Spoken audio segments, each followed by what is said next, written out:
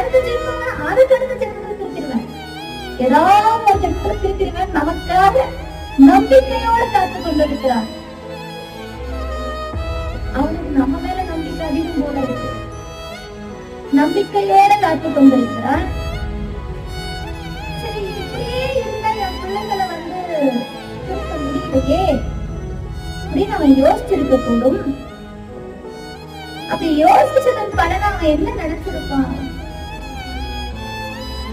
ஒரு புண்ணிய ஆன்மா மூலமாக திருவாசகத்தை நமக்கு கொடுக்க காத்துக்கிட்டு இருந்திருப்பான்.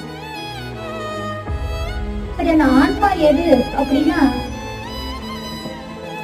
முழுமையாக இறைவனிடம் தன்னை ஒப்படைத்த ஆன்மா. முழுமையாக தன்னை ஒப்படைத்த ஆன்மா அப்படின்னா என்ன?